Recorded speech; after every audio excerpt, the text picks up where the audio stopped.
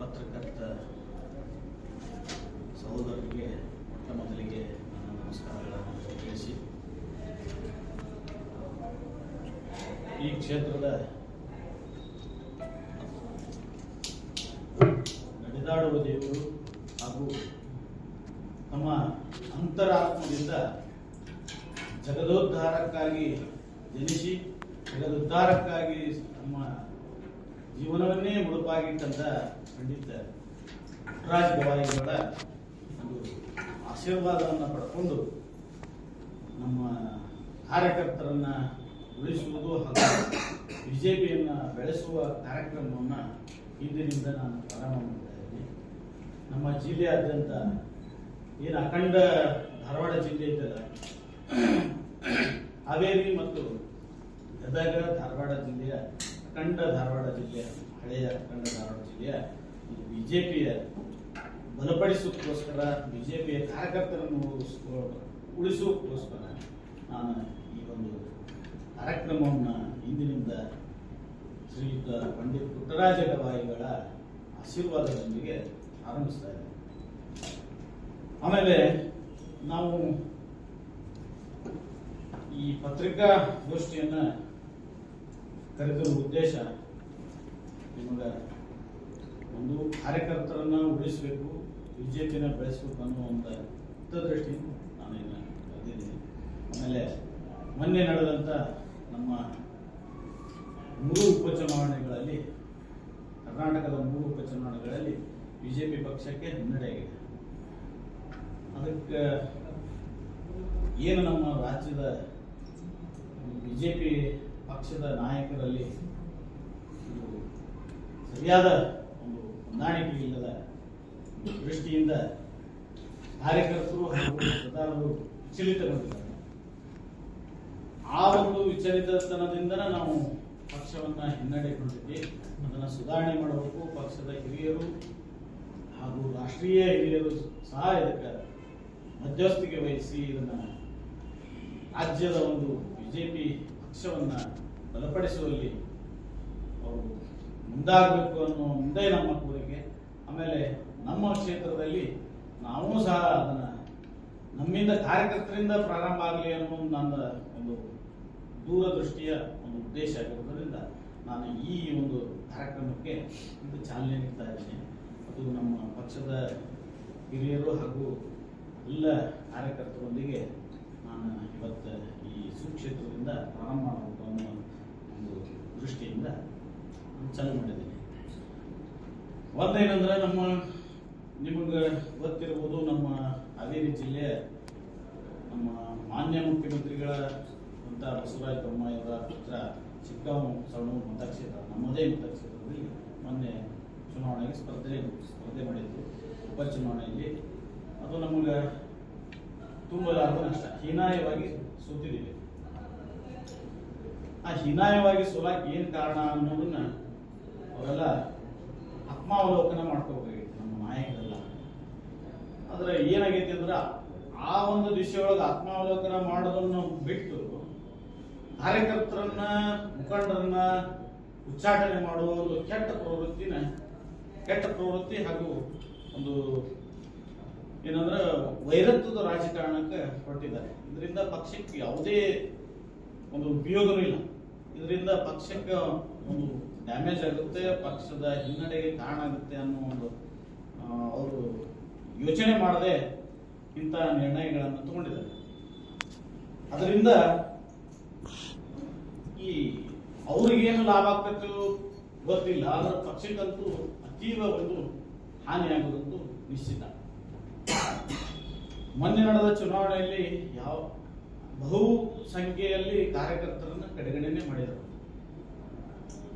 ಕಡೆಗಣನೆ ಮಾಡಿದ ಒಂದು ಉದ್ದೇಶದಿಂದನೇ, ಕಡೆಗಣನೆ ಮಾಡುವ ಒಂದು ಅವರ ಪ್ರವೃತ್ತಿಯಿಂದ ನಮ್ಮ ಪಕ್ಷಕ್ಕೆ ಹಿನ್ನಡೆ ಆಗೈತಿ, ನಾವು ಸೋತಿದ್ದೀವಿ. ಆದ್ರೆ ಅವರು ಆ ಸೋಲನ್ನ ಹಾಗೆ ಒಪ್ಕೋತಾ ಇಲ್ಲ. ಅವರು ವಿರೋಧ ಮಾಡಿದ್ರು, ಇವ್ರು ವಿರೋಧ ಮಾಡಿದ್ರು, ಆ ಮುಖಂಡ ವಿರೋಧ ಮಾಡಿದ, ಈ ಕಾರ್ಯಕರ್ತರು ವಿರೋಧ ಮಾಡಿದ ಅನ್ನೋ ಒಂದು ಏನು ವೈಷಮ್ಯ ರಾಜಕಾರಣ ಮಾಡಿದ್ರಲ್ಲ, ಮಾಡ್ತಾ ಇದ್ದಾರೆ. ಅದು ಅವ್ರಿಗೆ ಹಿನ್ನಡೆ ಕೊಡ್ತಾ ಇದೆ. ಈಗ ಹಾಲಿ MP2 ಜಿಲ್ಲೆಗಳಿಗೂ ಗದಗ ಮತ್ತು ಹಾವೇರಿ ಹಾಲಿ MP ಆಗಿರೋದ್ರಿಂದ ಅವ್ರ ಪಕ್ಷದ ಒಂದು ಏನು ನಮ್ಮ ಪಕ್ಷದ ಉಳಿವಿಗಾಗಿ ಏನ್ ಮಾಡಬೇಕು ಅನ್ನೋ ಅವ್ರ ಯೋಚನೆ ಮಾಡದೆ ಇಂಥ ನಿರ್ಣಯಗಳನ್ನು ತಗೊಳ್ಳೋದು ಸೂಕ್ತ ಅಲ್ಲ ಅನ್ನೋದು ನನ್ನ ಅಭಿಪ್ರಾಯ. ಯಾಕಂದ್ರೆ ನಾವು ಪಕ್ಷಕ್ಕೆ ಕಾರ್ಯಕರ್ತರನ್ನ ಆಮೇಲೆ ಮುಖಂಡರನ್ನ ಹೆಚ್ಚಾಗಿ ಬೆಳೆಸಬೇಕು, ಆಮೇಲೆ ಪಕ್ಷಕ್ಕೆ ಕರೆತರಬೇಕು, ಪಕ್ಷದ ಕೆಲಸ ಮಾಡಕ್ಕೆ ಅವ್ರಿಗೆ ಹುಮ್ಮಸ್ಸು ನೀಡಬೇಕು. ಅಂತದನ್ನ ಇರುವ ಕಾರ್ಯಕರ್ತರನ್ನ ಇರುವ ಮುಖಂಡರನ್ನ ನಾವು ತೆಗಿತಾ ಹೋದಂಗ ಪಕ್ಷದಲ್ಲಿ ಮುಖಂಡರು ಕಾರ್ಯಕರ್ತರು ಉಳಿತಾ ಹೋಗಲ್ಲ.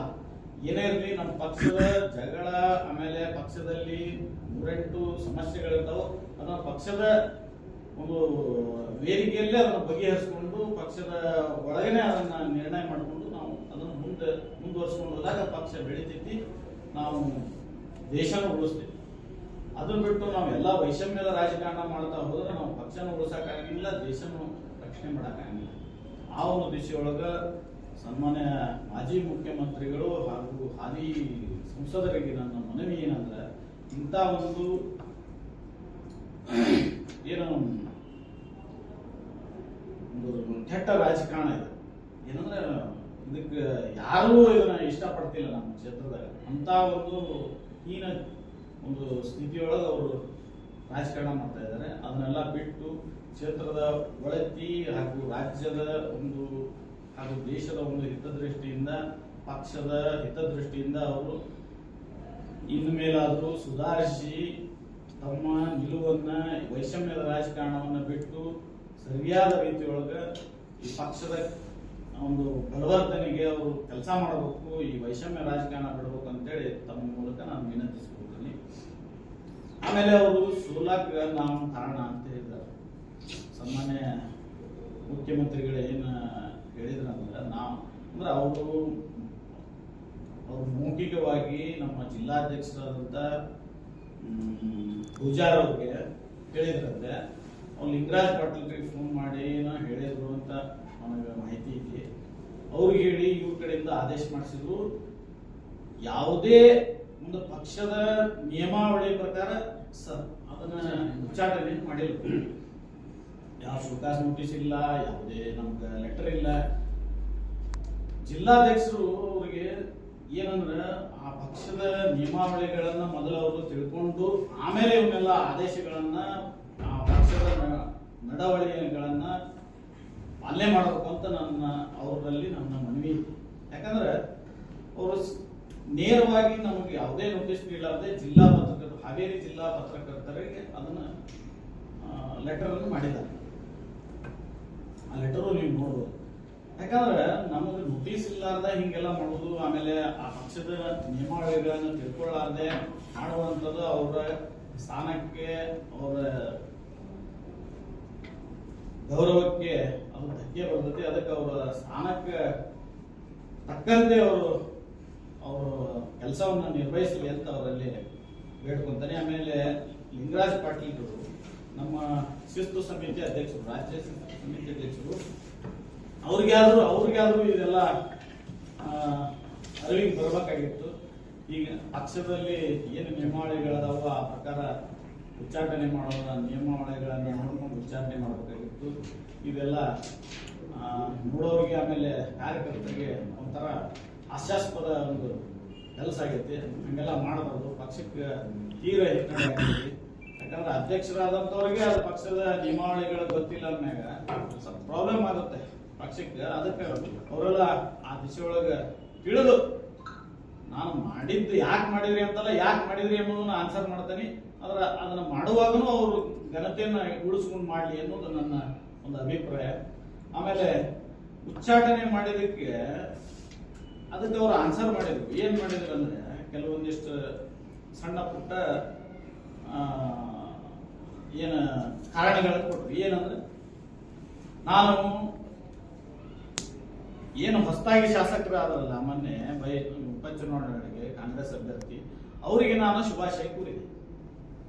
ಕೇವಲ ಆ ಶುಭಾಶಯ ಕೋರಿದ್ರ ಬೇಸ್ ಮ್ಯಾಗ ನನ್ನನ್ನು ಉಚ್ಚಾಟನೆ ಮಾಡಿದ್ದೇವೆ ಅಂತ ಅವರು ಪ್ರೆಸ್ ಮೀಟ್ ಅಲ್ಲಿ ಹೇಳ್ತಾರೆ. ಶುಭಾಶಯ ಕೋರಿದಕ್ಕೆ ಉಚ್ಚಾಟನೆ ಮಾಡೋದಾದ್ರೆ ಮಾನ್ಯ ಮುಖ್ಯಮಂತ್ರಿಗಳು, ಮಾಜಿ ಮುಖ್ಯಮಂತ್ರಿಗಳು ಬಸವರಾಜ ಬೊಮ್ಮಾಯಿ ಅವರು ಇದನ್ನ ಶುಭಾಶಯ ಕೋರ್ಯಾರ.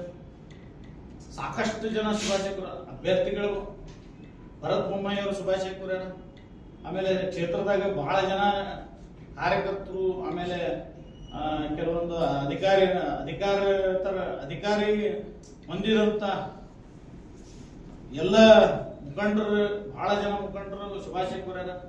ಹಂಗಾರೆ ಎಲ್ಲಾರು ಶುಭಾಶಯ ಕೋರಿದವ್ರಿಗೆಲ್ಲ ಇದನ್ನ ಉಚ್ಚಾಟನೆ ಮಾಡೋದಾದ್ರೆ ಉಳಿತಾರೆ ಯಾರು? ಆಮೇಲೆ ಶುಭಾಶಯ ಕೋರುವುದು ಮಾನವೀಯತೆ, ಆಮೇಲೆ ಒಂದು ಸೌಜನ್ಯ ಅದ ಶುಭಾಶಯ ಕೋರುವುದು. ಅಂತದನ್ನ ಇಟ್ಕೊಂಡು ಉಚ್ಚಾಟನೆ ಮಾಡ್ತಾರಂದ್ರೆ ಇದೆಲ್ಲ ಸಾಮಾನ್ಯ ಜ್ಞಾನ ಇರುವಂತವ್ರು ಇವನ್ನೆಲ್ಲ ಮಾಡೋದಿಲ್ಲ.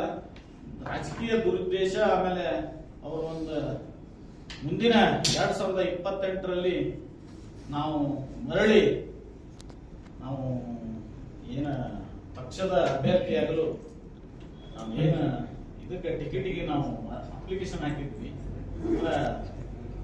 ನಾನು ಸಹ ಆಕಾಂಕ್ಷಿಯಾಗಿದ್ದೆ.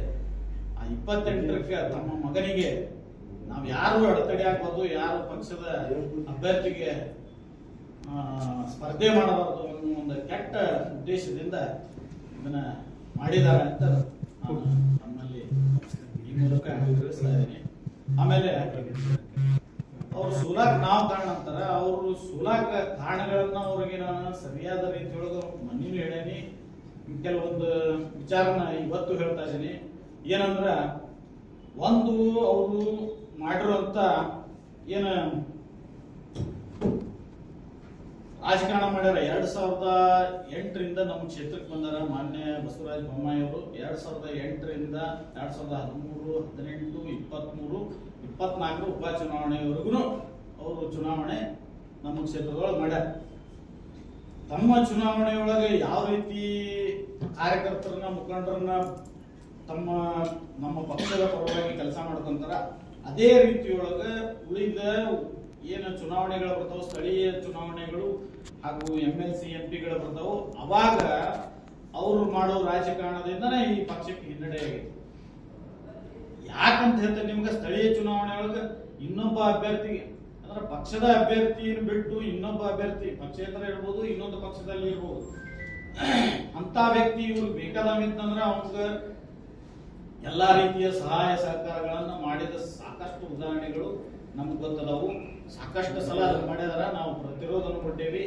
ಅವ್ರು ಅದನ್ನ ನಮ್ಮನ್ನು ಗಣನೆಗೂ ತಗೊಳಂಗಿಲ್ಲ. ಅವ್ರ ಏನಂದ್ರ ಒಂಥರ ಕಮಾಂಡಿಂಗ್ ಪ್ರವೃತ್ತಿ ಹೊಂದಿದಂತ ನಾಯಕರು. ಅದಕ್ಕೆ ಅವರು ಯಾವ್ರ ಮಾತನ್ನು ಕೇಳಂಗಿಲ್ಲ, ಯಾವ ಕಾರ್ಯಕರ್ತರದ್ದು ಮುಖಂಡರದ್ದು ಮಾತು ಕೇಳಲಾರ್ದೆ ಇವನ್ನೆಲ್ಲ ಮಾಡಿದ್ದಾರೆ. ಅವರು ಏನು ಆ ಚುನಾವಣೆ, ಬೇರೆ ಚುನಾವಣೆಗಳಲ್ಲಿ ಪಕ್ಷ ವಿರೋಧಿ ಚಟುವಟಿಕೆ ಅವರೇ ಮಾಡಿದ್ದಾರೆ. ಅವೆಲ್ಲ ನಮ್ಮ ಸಾಕಷ್ಟು ನಾವು ನೋಡಿದೀವಿ. ಅವ್ರು ಮಾಡಿಲ್ಲ ಅನ್ನಕ ಅವರು ತಯಾರಿದ್ರಂದ್ರ ನಾನಂತೂ ತಯಾರಿದ್ದೀನಿ. ಅವ್ರು ಮಾಡ್ಯಾರ ಅಂತ ಹೇಳಕ ಸಾಕಷ್ಟು ನಾನು 2008ರಿಂದ ನೋಡ್ಕೊಂಡ್ ಬರತೀನಿ. ಅವ್ರು ಮಾಡುವಂತ ಕೆಲಸನ ಧರ್ಮಸ್ಥಳದ ಶ್ರೀ ಮಂಜುನಾಥನ ಮುಂದೆ ಪ್ರಮಾಣ ಮಾಡಿ ನಾನು ಹೇಳಕ್ ರೆಡಿ ಇದ್ದೀನಿ. ಅವರು ಪಕ್ಷ ವಿರೋಧಿ ಚಟುವಟಿಕೆ ಮಾಡ್ಯಾರ. 2008ರಿಂದ ನಮ್ಮ ಕ್ಷೇತ್ರದಾಗ ಇವತ್ತಿನ ತನಕ ಪಕ್ಷ ವಿರೋಧಿ ಚಟುವಟಿಕೆ ಮಾಡ್ಯಾರ. ಮಾಜಿ ಮುಖ್ಯಮಂತ್ರಿಗಳು, ಸದ್ಯ ಹಾಲಿ ಸಂಸದರಂತ ಬಸವರಾಜ ಬೊಮ್ಮಾಯಿ ಪಕ್ಷ ವಿರೋಧಿ ಚಟುವಟಿಕೆ ನಡೆಸ್ತಾ ಬಂದಿದ್ದಾರೆ. ಇವತ್ತಿಗೂ ನಡೆಸ್ತಾರ, ಮುಂದೆ ನಡೆಸ್ತಾರ. ಅದಕ್ಕೆ ನಾನು ಮಂಜುನಾಥ ಸ್ವಾಮಿ, ಧರ್ಮಸ್ಥಳದ ಮಂಜುನಾಥ ಸ್ವಾಮಿ ಸನ್ನಿಧಿ ಒಳಗೆ ನಾ ಪ್ರಮಾಣ ಮಾಡಕ್ ನಾ ರೆಡಿ ಇದ್ದೀನಿ. ಅವರು ಅದನ್ನ ಪ್ರಮಾಣ ಮಾಡಿ ನಾ ಮಾಡಿಲ್ಲ ಅಂತ ಹೇಳಿದ್ರು. ನಾನು ಒಪ್ಕೊತೀನಿ, ಜನ ಒಪ್ಕೊತೀನಿ.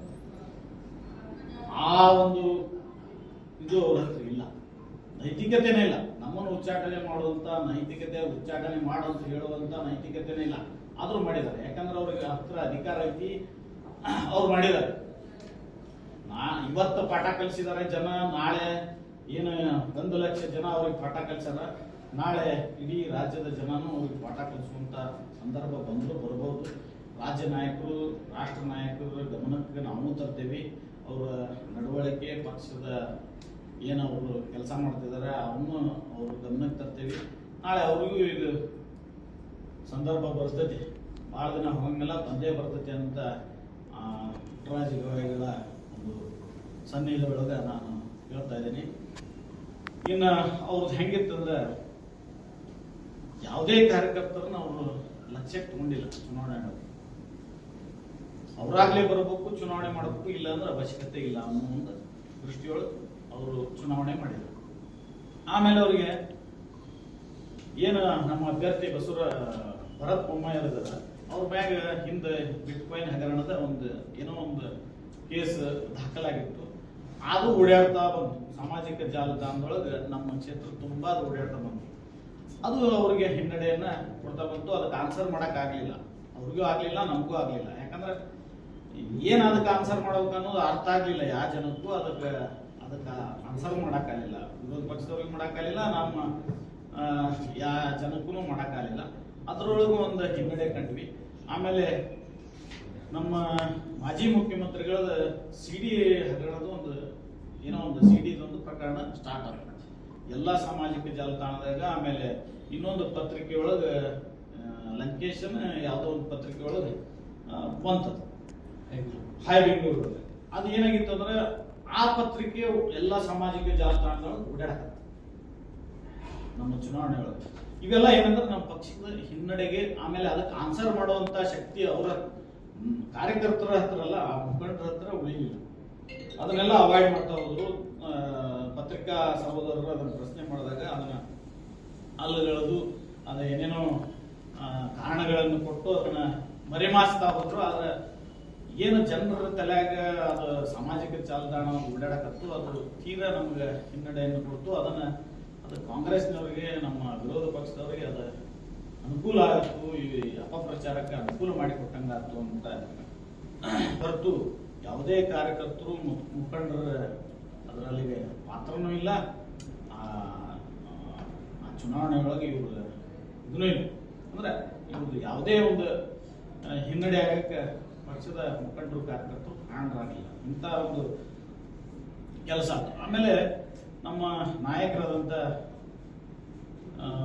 ಮಾಜಿ ಮುಖ್ಯಮಂತ್ರಿಗಳ ಅತಿಯಾದ ಒಂದು ಜಾತಿ ಲೆಕ್ಕಾಚಾರ, ಜಾತಿ ರಾಜಕಾರಣಕ್ಕೆ ಮಾರು ಹೋಗ್ಬಿಟ್ರು. ಅದೇನಾಗ್ಬಿಡ್ತಂದ್ರೆ ಒಂದು ಜನಾಂಗನ ಮನವೊಲಿಸಾಕ್ ಹೋದಾಗ ಇನ್ನೊಂದು ಜನಾಂಗ ಬೇಜಾರಾಗತ್ತತ್ತು. ಆ ಪ್ರಮಾಣದಾಗ ಇವರು ರಾಜಕಾರಣ ಮಾಡಕ್ ಹೋದ್ರು. ಅದೇನಾಗ್ಬಿಡ್ತಂದ್ರೆ ಅದು ತೀರಾ ಅದು ಬಹಿರಂಗವಾಗಿ ಅದು ಓಡಾಡಕತ್ತು. ಒಂದು ಸಮಾಜದಿಂದ ಇನ್ನೊಂದು ಸಮಾಜಕ್ಕೆ ಒಂಥರ ಮನಸ್ತಾಪಗಳು, ಆಮೇಲೆ ಅದು ಡಿಫ್ರೆಂಟ್ ಒಪಿನಿಯನ್ ಕೊಡಕತ್ತ. ಹಂಗ ಮಾಡಿದ್ರು, ಹಿಂಗ್ ಮಾಡಿದ್ರು ಅನ್ನೋದು ಅದು ಬಹಳ ನಮ್ಮ ಕ್ಷೇತ್ರದಲ್ಲಿ ಹಿನ್ನಡೆಗೆ ಕಾರಣ. ಅದನ್ನ ಬಿಟ್ಟು ಇವರೆಲ್ಲ ಏನು ತಮ್ಮ ಒಂದು ಹಿಂದಿರುವಂತ ಒಂದು 4 ಜನನ ಬಿಟ್ಟು ಉಳಿದವ್ರು ಏನು ಕಡೆಗಣನೆ ಮಾಡಿರಲ್ಲ, ಅದು ನಮ್ಮ ಕ್ಷೇತ್ರದಲ್ಲಿ ಬಿಜೆಪಿಯನ್ನ ಹಿಂದುಳ್ಯಾಕ ಕಾರಣ ಆಗೈತಿ. ಆಮೇಲೆ ಮೊನ್ನೆ ಒಂದು ಪತ್ರಿಕಾಗೋಷ್ಠಿ ಮಾಡಿದ್ರು ನಮ್ಮೂರವರೇ ಆದಂತ ಗಂಗಾಧರ ಸಾತಣ್ಣವ್ರು ಅಂತೇಳಿ. ಅವ ನಮ್ಮೂರವನ, ಯಾವಾಗಿದ್ರು ಬೊಮ್ಮಾಯರ ಹಿಂದೆ ಓಡಾಡ್ತಾನೆ, ಜನತಾ ದಳದಿಂದ ಬೊಮ್ಮಾಯರ ಹಿಂದೆ ಓಡಾಡ್ತಾನೆ. ಇವತ್ತಿನ ತನೂ ಅವ್ರ ಜೊತೆಗೆ ಅದನ್ನ. ಅವಾಗ ಏನಾಗೈತೆ ಅಂದ್ರೆ ನಂದು ಮೊನ್ನೆ ಪ್ರೆಸ್ ಮೀಟ್ನಾಗ ಹೇಳಿದ, ಪಕ್ಷ ವಿರೋಧಿ ಚಟುವಟಿಕೆ ಮಾಡ್ಯಾನ ನನಗೆ ಹೇಳಿದ. ನಾನು ಫೋಟೋ ತೋರಿಸಿದ ಏನಂತ. ಇವರು ಶುಭಾಶಯ ಕೋರಿದ್ರು, ಕಾಂಗ್ರೆಸ್ ಅಭ್ಯರ್ಥಿಗೆ, ಶಾಸಕರಿಗೆ ಶುಭಾಶಯ ಕೋರಿದ್ರು. ಅದಕ್ಕೆ ಇವ್ರನ್ನ ಪಕ್ಷ ವಿರೋಧಿ ಚಟುವಟಿಕೆ ಮಾಡ್ತಾ ಇದ್ದಾರೆ, ಅವರಿಗೆ ಅದಕ್ಕೆ ಅವ್ರನ್ನ ಉಚ್ಚಾಟನೆ ಮಾಡೈತಿ ಅಂತ ಅವ್ರು ಆನ್ಸರ್ ಮಾಡಿದ್ರು. ಪಕ್ಷ ಉಚ್ಚಾಟನೆ ಮಾಡೈತಿ, ಆದೇಶ ಮಾಡಿದವರು ಜಿಲ್ಲಾಧ್ಯಕ್ಷರು, ಅದಕ್ಕೆ ಹೇಳಿದವರು, ಮೌಖಿಕವಾಗಿ ಹೇಳಿದವರು ರಾಜ್ಯ ಮಾಜಿ ಮುಖ್ಯಮಂತ್ರಿಗಳು, ಅದನ್ನ ರಾಜ್ಯ ಶಿಸ್ತು ಸಮಿತಿ ಅಧ್ಯಕ್ಷರು ಲಿಂಗರಾಜ್ ಪಾಟೀಲ್ ಆದೇಶ ಮಾಡಿದ್ರು. ಮೌಖಿಕವಾಗಿ ಇವರು ಲೆಟರ್ ಮುಖಾಂತರ ಪತ್ರಕರ್ತರಿಗೆ ಇವರು ಜಿಲ್ಲಾಧ್ಯಕ್ಷರು ಕೊಟ್ಟು ಅವ್ರು ನನಗೆ ಹೇಳಬೇಕು, ಕ್ಲಾರಿಫಿಕೇಶನ್ ಕೊಡ್ಬೇಕು ಯಾಕೆ ಮಾಡಿದೆ ಅಂತ ಹೇಳಿ. ಇವರು ನಮ್ಮೂರವ ಗಂಗಾಧರ ಸತ್ತನವ್ರು ಬಂದಿಲ್ಲೇ ಹೇಳ್ತಾನ. ಏನಂದ್ರ ನಮ್ಮ ಒಂದು ಕೃಪಾ ಕಟಾಕ್ಷದಿಂದ ಅವ ಇಲ್ಲಿಯವರೆಗೆ ಆ ಸ್ಟೇಜ್ ಹತ್ತುವರೆಗೆ ಬಂದಿದ್ದಾನೆ. ಏನಂದ್ರೆ ಇವತ್ತು ನಿರಾಶೆ ಆಗ್ಯಾನ. ಅದಕ್ಕೆ ನನಗೆ ಅದನ್ನ ಮಾತಾಡಕ್ ಬಂದಾನ ಅಷ್ಟ.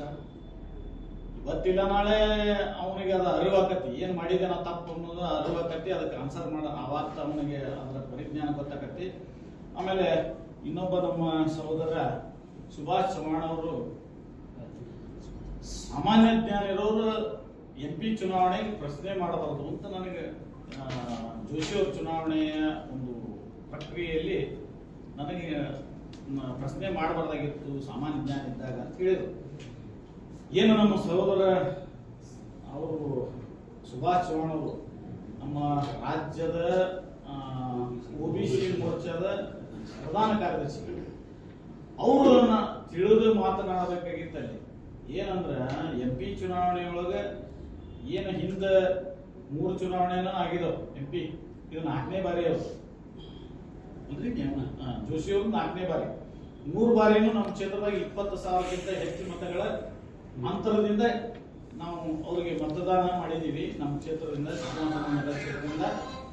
ಈ ಸಾರಿ ಏನೈತಲ್ಲ, ಈ ಚುನಾವಣೆಯೊಳಗೆ ಈ 2023 ಚುನಾವಣೆ ಐತೆ, 24 ಚುನಾವಣೆ ಏನು MP ಚುನಾವಣೆ ಐತಿ, ಅಲ್ಲಿ ನಾವು 8,000 ಚಿಲ್ಲರದಿಂದ ಹಿನ್ನಡೆಗೊಂಡಿವಿ. ನಮ್ಮ ಕ್ಷೇತ್ರದಿಂದ 8,000 ಚಿಲ್ಲರ ನಾವು ಸಿಕ್ಕಾಸೋಣದಿಂದ ಅವ್ರಿಗೆ ಕಡಿಮೆ ಮತ ಕೊಟ್ಟಿದ್ದೀವಿ. ಕಾಂಗ್ರೆಸ್ ಲೀಡ್ ಆಗೈತಿ. ಕಾರಣ ಏನು ಅನ್ನೋದಕ್ಕೆ ಅವರು ನಾನು ಏನ್ ಹೇಳಿದೆ, ನಮ್ಮ ಏನು ಶಾಸಕರು ಇದ್ರು, ನಮ್ಮ ಮುಖ್ಯಮಂತ್ರಿ ಮಾಜಿ ಮುಖ್ಯಮಂತ್ರಿಗಳು ನಮ್ಮ ಶಾಸಕರು ಅವರು MP ಅಭ್ಯರ್ಥಿ ಆಗಿದ್ರು ಧಾರವಾಡ, ಹಾವೇರಿ ಮತ್ತು ಗದಗಿಗೆ. ಅವ್ರು ಏನ್ ಮಾಡಿದ್ರು ಅಂದ್ರೆ, ನಮ್ದು ಲೋಕಸಭೆ ಚುನಾವಣೆ ಬಂದ ತಕ್ಷಣ ಕಾರ್ಯಕರ್ತರನ್ನ ಮುಖಂಡರನ್ನ, ಅವರಂತೂ ಇಲ್ಲಿ ಅಭ್ಯರ್ಥಿ ಆಗಿದ್ರ, ಕಾರ್ಯಕರ್ತರನ್ನ ಮುಖಂಡರನ್ನ ಕರೆದು ಆ ಚುನಾವಣೆ ಮಾಡ್ಲಿಕ್ಕೆ ನೀವು ಎಲ್ಲರೂ ಸನ್ನದ್ಧರಾಗಿರಿ, ಆ ಚುನಾವಣೆಯೊಳಗೆ ಜೋಶಿ ಅವರಿಗೆ ಯಾವುದೇ ರೀತಿಯ ತೊಂದರೆ ಆಗದಂಗ ನೀವು, ನಾನು ಅಲ್ಲಿ ಅಭ್ಯರ್ಥಿಯಾಗಿನಿ, ಮುತುವರ್ಜಿ ವಹಿಸಿ ಚುನಾವಣೆ ಮಾಡ್ರಿ ಅಂತ ಒಂದು ಸಲನೂ ಹೇಳಿದ ಉದಾಹರಣೆಗಳಿಲ್ಲ. ಅವರಿಗೆ ಒಂದು ದುರುದ್ದೇಶ ಇತ್ತು ಅಂತ ನಾನು ಹೇಳಿದೆ. ಹಂಗ್ ಮಾಡಿಲ್ಲ ಅಂದ್ರೆ ಅವ್ರ ದುರುದ್ದೇಶನ ಅಂತ ನಾವು ಅದನ್ನ ಕನ್ಸಿಡರ್ ಮಾಡಬೇಕಾಗ್ತದೆ. ಯಾಕಂದ್ರೆ ಒಬ್ಬ ಶಾಸಕರಾಗಿರುವಂತ, ಹಾಲಿ ಶಾಸಕರಾಗಿರುವಂತವ್ರು ನಮ್ಮ ಕ್ಷೇತ್ರದಲ್ಲಿ ಲೋಕಸಭೆ ಅಭ್ಯರ್ಥಿಗೆ ಯಾವುದೇ ರೀತಿಯ ರೆಸ್ಪಾನ್ಸ್ ಮಾಡಂಗಿಲ್ಲ ಅಂದ್ರೆ ಅದಕ್ಕೆ ನಾವು ಏನ್ ಅರ್ಥೈಸ್ಕೋಬೇಕು? ಕಾರ್ಯಕರ್ತರು ಅವ್ರಿಗೆ ಮನಸ್ಸಿಲ್ಲ ಈ ಚುನಾವಣೆ ಅಂತ ನಾನು ಅದನ್ನ ಮಾತಾಡಿದೆ. ಅವ್ರು ಏನ್ ಹೇಳಿದ್ರು, ಅದಕ್ಕೆ ಸಾಮಾನ್ಯ ಜ್ಞಾನ ಇದ್ದವ್ರು ಅದನ್ನ ಪ್ರಶ್ನೆ ಯಾಕೆ ಮಾಡಬಾರ್ದ್ರಿ? ಅವ್ರು ಹಿಂದಿನ ಚುನಾವಣೆಯೊಳಗೆ 20,000 ಲೀಡ್ 8,000 ಆಕತ್ತೆ, ಅವ್ರ ದುರುದ್ದೇಶನ ಕಾರಣ. ಅವರ ಸಾಕಷ್ಟು ಅವ್ರ ಹಿಂಬಾಲಕರ ಅದಕ್ಕೆ ವಿರೋಧ ಮಾಡ್ಯಾರ. ನಮ್ಗೆ ಗೊತ್ತಿದ್ದೈತಿ, ಅವ್ರಿಗೂ ಗೊತ್ತಿದ್ದೈತಿ. ಏನು ನಮ್ಮ OBC ಮೋರ್ಚಾದ ಪ್ರಧಾನ ಕಾರ್ಯದರ್ಶಿಗಳಾದ್ರಲ್ಲ ನಮ್ಮ ಸಹೋದರ, ಅವ್ರಿಗೂ ಗೊತ್ತೈತಿ ಏನ್ ನಡೆದೈತಿ ಚುನಾವಣೆ ಒಳಗೆ. ಅದು ಪ್ರಶ್ನೆ ಮಾಡಿದ್ರೆ ಏನ್ ಸಮರ್ಥನೆ ಮಾಡ್ಕೋಬೇಕು, ಅವ್ರ ಪಾರ್ಟಿ ಸಮರ್ಥನೆ ಮಾಡ್ಕೋಬೇಕು. ಆದ್ರೆ ದಯಮಾಡಿ ಅವರು ಬೊಮ್ಮಾಯಿಯವ್ರನ್ನ ಸಮರ್ಥನೆ ಮಾಡ್ಕೊಳ್ಳೋದು ಅವಶ್ಯ ಇಲ್ಲ. ಪಕ್ಷನ ಸಮರ್ಥನೆ ಮಾಡ್ಕೊಳ್ಳಿ, ಪಕ್ಷದ ಕಾರ್ಯಕರ್ತನ, ಪಕ್ಷನ ಸಮರ್ಥನೆ ಮಾಡ್ಕೊಂಡ್ರೆ ನಾನು ಇನ್ನೂ ಅವರಿಗೆ ಅಪ್ರಿಸಿಯೇಟ್ ಮಾಡ್ತೇನೆ ಅಂತ ಅವ್ರಿಗೆ ನಾನು ಹೇಳಕ್ ಇಷ್ಟಪಡ್ತೇನೆ. ಆಮೇಲೆ ನಮ್ಮ ಒಟ್ಟಾರೆ ನಮ್ಮ ಸಿಗ್ಗಾಂವ ಮತಕ್ಷೇತ್ರದ ಒಂದು ಹೀನಾಯ ಸೋಲಿಗೆ ನಮ್ಮ ಮಾಜಿ ಮುಖ್ಯಮಂತ್ರಿಗಳಾದ ಬಸವರಾಜ ಬೊಮ್ಮಾಯಿ ಅವರ ಒಂದು ನಡವಳಿಕೆ, ಅವರ ಒಂದು ಏನಂದ್ರ ಒಂದು ಏಕಚಕ್ರಾಧಿಪತ್ಯ ಅಂತ, ಅಂದ್ರೆ ಕಮಾಂಡಿಂಗ್ ಸಿಸ್ಟಮ್ನಾಗ ರಾಜಕಾರಣ ಮಾಡಿದ್ರು. ಯಾರ ಅವಶ್ಯಕತೆ ಇಲ್ಲ ಅನ್ನೋ ರೀತಿಯೊಳಗ ಅವರು ಚುನಾವಣೆ ಮಾಡಿದ ಒಂದು ಉದ್ದೇಶದಿಂದ ನಮ್ಮ ಪಕ್ಷ ಸಂಪೂರ್ಣವಾಗಿ ಹಿನ್ನಡೆಗೆ ಕಾರಣ ಆಗೈತಿ. ಇದೇ ರೀತಿಯೊಳಗೆ ಅವ್ರು ಮಾಡಾಕತ್ತಾರಂದ್ರ ನಮ್ಮ ರಾಜ್ಯದಲ್ಲಿ ಆ ಪಕ್ಷದ ಹಿನ್ನಡೆಗೆ, ಪಕ್ಷದ ಹಾಳ ಮಾಡಾಕ ಅವರ ಕಾರಣಕ್ಕರ ಅಂತ ನನ್ನ ಅಭಿಪ್ರಾಯ ಐತಿ. ದಯಮಾಡಿ ನಮ್ಮ ರಾಜ್ಯದ ಎಲ್ಲ ನಾಯಕರು, ರಾಜ್ಯಾಧ್ಯಕ್ಷರು, ಆಮೇಲೆ ರಾಷ್ಟ್ರದ ಒಂದು ರಾಷ್ಟ್ರಾಧ್ಯಕ್ಷರು, ಇವನ್ನೆಲ್ಲ ಒಂದು ಇವರ ನಡವಳಿಕೆಗಳ, ಪಕ್ಷದಲ್ಲಿರುವಂತ ಇವರ ನಡವಳಿಕೆಗಳನ್ನ ಉಲಂಕುಷವಾಗಿ ಇವ್ರನ್ನ ಚರ್ಚೆ ಮಾಡಿ ಎಲ್ಲರ ಕೂಡಿಸಿ ಇವ್ರನ್ನ ಕುಂದಿರ್ಸ್ಕೊಂಡು, ಎಲ್ಲ ನಮ್ಮ ರಾಜ್ಯ ನಾಯಕರು ಕುಂದಿರ್ಸ್ಕೊಂಡು ಇವ್ರ ಜೊತೆ ಚರ್ಚೆ ಮಾಡಿ ಏನ್ ಕಾರಣ ಅನ್ನೋದನ್ನು ತಿಳ್ಕೊಂಡು, ಇವ್ರಿಗೆ ಏನು ಪಕ್ಷ ನಮಗೆ ಹೆಂಗ ಇವರು ಹೇಳ್ತಾರಲ್ಲ ಪಕ್ಷ ವಿರೋಧ ಚಟುವಟಿಕೆ ಮಾಡ್ಯಾರ ಅಂತೇಳಿ ನಮ್ದು ಸಾಬೀತುಪಡಿಸಲಿ, ತಮ್ಮದನ್ನು ಅದಕ್ಕೆ ಕ್ಲಾರಿಫಿಕೇಶನ್ ಕೊಡ್ಲಿ ಮಾಜಿ ಮುಖ್ಯಮಂತ್ರಿಗಳು. ನನ್ನ ಏನು ತಪ್ಪುಗಳದಾವು ನಾನು ಅವರು ಎತ್ತಿ ತೋರಿಸ್ಲಿ, ಅವ್ರ ತಪ್ಪುಗಳನ್ನು ನಾನು ಎತ್ತಿ ತೋರಿಸ್ತೇನೆ. ನಾನು ಅದನ್ನ ಕೇಳಕ್ ರೆಡಿ ಅದೀನಿ. ಇದು ಮಂಜುನಾಥ ಸ್ವಾಮಿ ಸನ್ನಿಧಿಯೊಳಗೆ ಆದರೂ ಸಹಿ ರೆಡಿ ಅದ. ನಾನು ರಾಜ್ಯ ನಾಯಕರ ಸಮ್ಮುಖದಾಗ ಆದರೂ ನಾನು ರೆಡಿ ಅದೀನಿ. ಅವ್ರು ಎಲ್ಲಿ ಅಪೇಕ್ಷೆ ಪಡ್ತಾರ ನಾ ಅಲ್ಲಿ ಹೋಗಿ ಅದನ್ನ ಸಾಬೀತುಪಡಿಸಕ್ ನಾನು ತಯಾರದೇನೆ ಅಂತೇಳಿ ಈ ಮೂಲಕ ನಾನು ತಮ್ಮ ಮೂಲಕ ಅವರಿಗೆ ತಿಳಿಸಕ್ಕೆ ಇಷ್ಟಪಡ್ತೀನಿ. ಧನ್ಯವಾದ. Okay sir. ಎಷ್ಟು ಮಂದಿ ಉಚ್ಚಾಟನೆ ಮಾಡ್ಯಾರ? 2 ಜನ ಉಚ್ಚಾಟನೆ ಮಾಡ್ಯಾರ. ಶ್ರೀಕಾಂತ್ ದುಂಡಿಗೌಡರು ಅಂತ ಹೇಳೋರು ಅವರು ಶಿಗ್ಗಾಂವದವರು. ಅವರು ಒಂದು ನಮ್ಮ ಕ್ಷೇತ್ರದ ಮುಖಂಡರು, ಅವರು ಪ್ರಬಲ ಆಕಾಂಕ್ಷಿಗಳಾಗಿದ್ರು. ಇನ್ನೇನು ಅವ್ರಿಗೆ ಟಿಕೆಟ್ ಸಿಗ್ತದೆ ಅನ್ನೋ ಒಂದು ಭಾವದೊಳಗಿತ್ತು ಕ್ಷೇತ್ರ. ಅಂತ ಒಬ್ಬ ಒಂದು ಆಕಾಂಕ್ಷಿನ ಆಮೇಲೆ ನನ್ನೂ ಸಹ ಅವರು ಉಚ್ಚಾಟನೆ ಮಾಡಿಸಿದ್ದಾರೆ. ಅಷ್ಟ ಉದ್ದೇಶ ಏನಂದ್ರೆ 2028ಕ್ಕೆ ಮತ್ತೆ ಇವರು ಪಕ್ಷದ ಒಂದು ಟಿಕೆಟ್ ಅನ್ನು ಕೇಳಬಾರ್ದು ಅನ್ನೋ ಒಂದು ಉದ್ದೇಶ. ಸರ್ ನೇಮ್ ಏನ್ರಿ? ಶ್ರೀಕಾಂತ್ ದುಂಡಿಗೌಡರು. ಗುಂಡಿ ಸರ್.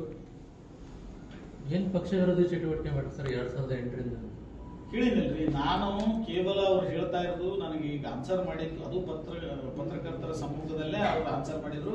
ನಾನು ಶುಭಾಶಯ ಕೋರಿದ್ದೀನಿ. ಬಸವರಾಜ ಬೊಮ್ಮಾಯಿ ಏನ್ ಪಕ್ಷ ವಿರೋಧಿ ಚಟುವಟಿಕೆ ಸರ್, ಸ್ಥಳೀಯ ಚುನಾವಣೆಯೊಳಗ ಈಗ ಗ್ರಾಮ ಪಂಚಾಯತ್ ಇರ್ಬೋದು, ತಾಲೂಕ್ ಪಂಚಾಯತ್ ಇರ್ಬೋದು, ಜಿಲ್ಲಾ ಪಂಚಾಯತ್ ಇರ್ಬೋದು, ಇವೆಲ್ಲಾ ಚುನಾವಣೆಗಳಿಗೂ ಒಬ್ಬ ಪಕ್ಷದ ಅಭ್ಯರ್ಥಿ ವಿರುದ್ಧ ಇರುವಂತ ಕ್ಷೇತ್ರ ಅಭ್ಯರ್ಥಿ ಬೇರೆ ಪಕ್ಷದ ಅಭ್ಯರ್ಥಿಗೂ ಸಹ ಅವರು ಸಹಾಯ ಸಹಕಾರವನ್ನು ಮಾಡ್ಯಾರ. ನಮ್ಮ ಕ್ಷೇತ್ರದಾಗ ಬಂದು ನೀವು ಅದನ್ನ ಪ್ರಶ್ನೆ ಮಾಡಿದ್ರೆ ನಿಮ್ಗೆ ಆನ್ಸರ್ ಸಿಗ್ತೈತಿ.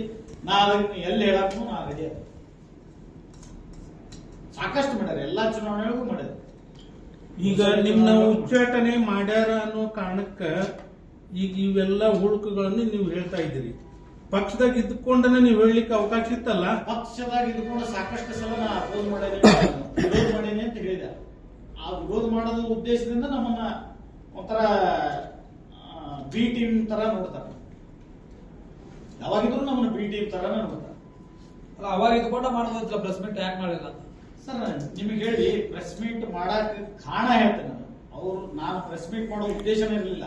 ಅವ್ರು ಏನಾದ್ರು ನನಗೆ ಡೈರೆಕ್ಟ್ ಆಗಿ ನೋಟಿಸ್ ಕೊಟ್ಟು ಅವರು ನನಗೆ ಪಕ್ಷ ವಿರೋಧ ಚಟುವಟಿಕೆ ಮಾಡಿರಿ, ನೀವು ಉಚ್ಚಾಟನೆ ಮಾಡಿದೆ ಅಂತ ನನಗೆ ಲೆಟರ್ ಹಾಕಿದ್ರಂದ್ರೆ ನಾನು ಡೈರೆಕ್ಟ್ ಆಗಿ ರಾಜ್ಯ ನಾಯಕರು ಇಲ್ಲ ರಾಷ್ಟ್ರ ನಾಯಕರು ನನಗೇನು ಅನುಕೂಲ ಆಗ್ತದೆ, ಎಲ್ಲೇ ನನಗೆ ಸಡನ್ ಆಗಿ ಸಿಗ್ತಾರ, ರಾಜ್ಯ ನಾಯಕರು ಸಿಕ್ಕರು, ರಾಜ್ಯ ನಾಯಕರ ಹತ್ರ ಸಮ್ಮುಖದಾಗ ಹೋಗಿ ನಾನು ಅದಕ್ಕೆ ಆನ್ಸರ್ ಮಾಡ್ತಿದ್ದೆ. ಅದಕ್ಕೆ ಏನು ಕ್ಲಾರಿಫಿಕೇಶನ್ ಕೊಡೋತಿದ್ದೆ. ಅವರು ಡೈರೆಕ್ಟ್ ಆಗಿ ಏನ್ ಮಾಡಿದ್ರು ಅಂದ್ರೆ ನಮ್ಮ ಜಿಲ್ಲಾ ವರದಿಗಾರರಿಗೆ ಅವರು ಲೆಟರ್ ಮಾಡಿದ್ರು, ಅವ್ರ ಹೆಸರಿಗೆ ಲೆಟರ್ ಮಾಡ್ಯಾರ. ನಿಮ್ಗೆ ಅದನ್ನು ತೋರಿಸ್ತೇನೆ. ಅದಕ್ಕೆ ನಾ ಜಿಲ್ಲಾ ವರದಿಗಾರರ ಹತ್ರ ಹೋಗಿ ಕ್ಲಾರಿಫಿಕೇಶನ್ ಕೊಟ್ಟಿದ್ದೆ ಅಷ್ಟೇ. ಈಗ ಅವ್ರು ನಿಮ್ನ ಉಚ್ಚಾಟನೆ ಮಾಡದೆ ಹೋದ್ರ ನೀವು ಹೊಂದ್ಕೊಂಡ ಹೋಗ್ತಿದ್ರಿ ಹಾಗೆ ಪಕ್ಷದೊಳಗ? ನೋಡ್ರಿ ಸರ್, ಪಕ್ಷ ಮುಖ್ಯ, ವ್ಯಕ್ತಿ ಮುಖ್ಯ ಅಲ್ಲ. ಅವರಾದ್ರೂ ಅಷ್ಟೇ, ನಾನಾದ್ರೂ ಅಷ್ಟೇ. ಮಾಜಿ ಮುಖ್ಯಮಂತ್ರಿಗಳು ಅಷ್ಟೇ ಪಕ್ಷಕ್ಕೆ, ನಾನು ಅಷ್ಟೇ. ಅವರು ಒಬ್ಬ ಕಾರ್ಯಕರ್ತರಾಗೆ ಮಾಜಿ ಮುಖ್ಯಮಂತ್ರಿಗಳಾರೆ, ನಾನು ಸಾಮಾನ್ಯ ಕಾರ್ಯಕರ್ತರಾಗೆ ಮುಂದುವರಿತೀನಿ. ಮೊದಲ ಸಾಮಾನ್ಯ ಕಾರ್ಯಕರ್ತನಾಗೆ ಹೋಗುತ್ತಿಲ್ಲ. ಈಗ ಅವ್ರ ಪಕ್ಷ ವಿರೋಧಿ ಚಟುವಟಿಕೆಗಳು ಎಷ್ಟು ವರ್ಷದಿಂದ ಹೀಗೆ ನಡೆದ? ಯಾರ್ರಿ? ಬೊಮ್ಮಾಯಿ ಅವ್ರದ್ದು. ನಾನು ಕಂಡಂತೆ 2008ರಿಂದ ನಾನು ನೋಡಾಕ್ತೀನಿ. ನಮ್ಮ ಕ್ಷೇತ್ರಕ್ಕೆ ಬಂದಾಗಿನಿಂದ ನಾನು ನೋಡ್ತಾ ಇದ್ದೀನಿ. ಅವರ ಪಕ್ಷದ ಅವರ ಚುನಾವಣೆ ನಡವಳಿಕೆಗಳನ್ನು ನಾನು ನೋಡ್ತಾ ಬಂದಿದ್ದೀನಿ. ಅವ್ರದ್ದು ಹಂಗೆ ಇದೆ. ನಾವು ಸಾಕಷ್ಟು ಸಲ ಹಂಗೆ ಮಾಡಿದ್ರೆ ಸರಿಯಾಗಲ್ಲ, ಪಕ್ಷದ ಅಭ್ಯರ್ಥಿಗಳು ಡ್ಯಾಮೇಜ್ ಆಗುತ್ತೆ, ಪಕ್ಷದ ಅಭ್ಯರ್ಥಿಗಳ ಸಾಯ್ತಾರ ಅಂತ ಹೇಳಿದ್ರು ಅದನ್ನೇನು ಕೌಂಟಿಂಗ್ ತೊಗೊಳಲ್ಲ. ಆಮೇಲೆ ಯಾರ ಮಾತು ಕೇಳೋ ಸ್ಥಿತಿಯಾಗೂ ಇಲ್ಲ. ಅವ್ರ ಒಂಥರ ಕಮಾಂಡಿಂಗ್ ರಾಜಕಾರಣ. ಈ ಉದ್ದೇಶಕ್ಕೆ ಆಮೇಲೆ ಅವ್ರ ಮಗನ ಸೋಲ್ಸಾಕ ಕಾರಣ ಅಂತಾನೆ ನೋಡ್ರಿ. ಅವ್ರ ಉದ್ದೇಶ ಹೇಳ್ಬಿಟ್ಟೆ ನಾವು. ಉದ್ದೇಶ ಹೇಳಿದ್ರಿ. ಈಗ ಅವ್ರ ಮಗ ಕೊಟ್ಟು ಕಾರಣ ಅದೇ ಅವ್ರಿಗೆ ಸೋಲು ಕಾರಣ. ಆದ್ರೆ ನೀವು ಈಗ ಪಕ್ಷ ಮೇನ್ ಅಂತಿರಲ್ಲ, ಹಂಗಾರೆ ಪಕ್ಷ ಗೆಲ್ಲಿಸಬಹುದಿತ್ತಲ್ಲ ನಿಮ್ ಕಾರ್ಯಕರ್ತರೆಲ್ಲ. ನೋಡ್ರಿ, ನಾವ್ ಏನ್ ಕೆಲಸ ಮಾಡ್ಬೇಕಲ್ಲ ಪಕ್ಷದ ಪರವಾಗಿ ಕೆಲಸ ಮಾಡೇನಿ. ಅದಕ್ಕೆ ಸಾಕಷ್ಟು ಸಾಕ್ಷಿಗಳದಾವು. ನಮ್ಮ ಇದೇ ನಮ್ಮ ಜಿಲ್ಲೆಯ ಮುಂಡ್ರಗಿ ಎಸ್ ಪಾಟೀಲ್ ಮಗ ಶಿವಕುಮಾರ್ ಗೌಡ ಪಾಟೀಲ್ ಅಂತೇಳಿ ನಮ್ಮ ಅಧ್ಯಕ್ಷರಾದ 4ರಿಂದ 5 ಜನ ನಾವು ಡೈರೆಕ್ಟರ್ಗಳು ಅಂದ್ರೆ ನಿರ್ದೇಶಕರುಗಳು ನಮ್ಮ ಸನ್ಮಾನ್ಯ ಅಧ್ಯಕ್ಷರಾದಂತಹ ಶಿವಕುಮಾರ್ ಗೌಡರ ಸಮ್ಮುಖದಾಗ ನಾವು ಎಲ್ಲಾ ಚುನಾವಣೆನೂ ಮಾಡೇವಿ, ಕ್ಷೇತ್ರದಾಗ ಅಡ್ಡಾಡೇವಿ. ಎಲ್ಲಾ ಸರ್ಕಾರಿ ದುಂಡರು ಭೇಟಿಯಾಗಿ, ಸರ್ಕಾರಿ ರಂಗದೊಳಗಿರುವ ಎಲ್ಲಾ ಪದಾಧಿಕಾರಿಗಳನ್ನು ಭೇಟಿಯಾಗಿ ಅವ್ರು ಮನವೊಲಿಸಿ ಚುನಾವಣೆ ಮಾಡಿ ಬಂದೇವಿ. ಅದಕ್ಕೆ ಸಾಕಷ್ಟು ಉದಾಹರಣೆಗಳದಾವು. ನೀವು ಅವ್ರನ್ನೂ ಪ್ರಶ್ನೆ ಮಾಡ್ಕೋಬಹುದು, ನಂದೇನು ಅಭ್ಯಂತರ. ಸರ್ ಈಗ ನೀವು ಇಫೆಕ್ಟ್ಸ್ ಕೇಂದ್ರದ ಸಿಡಿ ಕುರಿತು ಸಿಬಿಐ ತನಿಖೆ ಗೊತ್ತಾಗಿ ಮಾಡಿದೆ. ಇದ್ರ ಬಗ್ಗೆ ಏನಾದ್ರು ಮನವಿ ಕೊಡ್ತಿರೋ? ಸರ್, ನಾನು ನಾಳೆ ಆ ವಿಚಾರವಾಗಿ ಅವರು ನಿಷ್ಠಾವಂತರು, ಆಮೇಲೆ ಅವರಿಗೆ ಏನಂದ್ರೆ ಪ್ರಾಮಾಣಿಕರಾಗಿದ್ರೆ, ಕ್ಷೇತ್ರದ ಜನತೆಗೆ ನಾವು ಪ್ರಾಮಾಣಿಕರು, ನಾವು ಯಾವುದೇ ತಪ್ಪು ಮಾಡಿಲ್ಲ ಅಂತ ಹೇಳಿ ಕ್ಲಾರಿಫಿಕೇಶನ್ ಕೊಟ್ಟಾಗ ಮಾತ್ರ ಅದು ಡ್ಯಾಮೇಜ್ ಕಂಟ್ರೋಲ್ ಆಗಕ್ಕೆ ಸಾಧ್ಯತೆ, ಇಲ್ಲಾಂದ್ರೆ ಸಾಧ್ಯ ಇಲ್ಲ. ಅದಕ್ಕೆ ಅವರಲ್ಲಿ ಮನವಿ ಮಾಡ್ಬೋದು ಏನಂದ್ರೆ ಅದನ್ನ ಸ್ಟೇ ವೇಕೆಂಟ್ ಮಾಡ್ಕೊಂಡು ಅದನ್ನ ಫೇಸ್ ಮಾಡಿ ನಾನು ಅಂದ್ರೆ ನಾನು ನಿರ್ದೋಷಿ ಅಂತ ಅವ್ರು ಸಾಬೀತುಪಡಿಸಿದ್ರೆ ಕ್ಷೇತ್ರದ ಜನತೆಗೆ, ರಾಜ್ಯದ ಜನತೆಗೆ ಒಂದು ಉತ್ತಮ ಸಂದೇಶ ಕೊಟ್ಟಾಗತಿ, ಪಕ್ಷದ ಉಳಿವಿಗೆ ಕಾರಣ ಆಗತ್ತೆ ಅಂತ ನನ್ನ ಅಭಿಪ್ರಾಯ. ಸರ್, ಈಗ ನಿಮ್ಮ ಪಕ್ಷದೊಳಗೆ ಏನು ಡೆಸಿಗ್ನೇಷನ್ ಏನು? ಸರ್, ನಾನು ಸಾಮಾನ್ಯ ಕಾರ್ಯಕರ್ತ ಪಕ್ಷದೊಳಗೆ. ಏನಾದ್ರು ಹುದ್ದೆ ಅಥವಾ ತಾಲೂಕು ಅಧ್ಯಕ್ಷ ಈ ತರ ಇಲ್ಲ, ಏನಿಲ್ಲ? ಹುದ್ದೆ ಅಂತೂ ನಾನು ಇವತ್ತಿನ ತನ ತಗೊಂಡಿಲ್ಲ. ನಾನು ಸರ್ಕಾರಿ ರಂಗದೊಳಗೆ ಕೆಲಸ ಮಾಡ್ತಾ ಬಂದಿದ್ದೀನಿ. ಅಂದ್ರೆ ಹಿಂದೆ ನೀವು ಟಿಕೆಟ್ ಆಕಾಂಕ್ಷಿ ಆಗಿದ್ರಿ. ಇದೇ ಸಲ ಬೈ ಇಲೆಕ್ಷನ್ಗೆ ಉಪಚುನಾವಣೆಗೆ ನಾನು ಆಕಾಂಕ್ಷಿ ಆಗಿದ್ದೆ. ಮುಂದಿನ ನಡೆ ಏನು ಮಾಡಿದ್ರಿ? ಮುಂದಿನ ನಡೆ ಪಕ್ಷದ ಸಂಘಟನೆ ನಾನು ಅಲ್ಲ, ಈಗ ನೀವು ಉಚ್ಚಾಟನೆ ಮಾಡಿಬಿಟ್ರೆ ಈಗ ನೀವು ಹೊರಗೆ ಹೋಗ್ರಿ ಅಂತ ಹೇಳಲ್ಲ. ಮುಂದೆ ಉಚ್ಚಾಟನೆ ಮಾಡ್ಯಾರ. ಆ ಉಚ್ಚಾಟನೆ ಹೆಂಗ್ ಮಾಡ್ಯಾರ ಅಂತ ಹೇಳಿದೆ ನಿಮ್ಗೆ. ಆ ಉಚ್ಚಾಟನೆ ಮಾಡುವಂತ ಏನು ಪಕ್ಷದ ನಿಯಮಾವಳಿಗಳದಾವು ಅದರ ಒಂದ ಸ್ವಲ್ಪನೂ ಅದ್ರಾಗ ಏನೂ ಅವರು ಪಾಲನೆ ಮಾಡಿಲ್ಲ. ಅದು ಉಚ್ಚಾಟನೆ ಅನ್ನಕ್ ನನಗ ನಿಯಮಾವಳಿಗಳು ಏನದಾವಂತ ಅವ್ರ ಅದನ್ನ ಸ್ಟಡಿ ಮಾಡಿ ಮಾಡೋದು ಸೂಕ್ತ. ಅವ್ರ ಗೌರವಕ್ಕೂ ಅದಕ್ಕೆ ಒಂದು ಸೂಕ್ತ ಇದು ಬರ್ತದೆ ಅಂತ ನನ್ನ ಅಭಿಪ್ರಾಯ. ನೀವೀಗ ಬೊಮ್ಮಾಯರ ವಿರುದ್ಧ ನಿಲ್ತಿರೋ, ಪಕ್ಷದ ವಿರುದ್ಧ ನಿಲ್ತಿರೋ? ಕೇವಲ ಬೊಮ್ಮಾಯರ ನಡವಳಿಕೆಗಳ ವಿರುದ್ಧ, ರೈಟ್. ಪಕ್ಷದ ವಿರುದ್ಧ ಅಲ್ಲ, ಬೊಮ್ಮಾಯವರ ನಡವಳಿಕೆ ವಿರುದ್ಧ.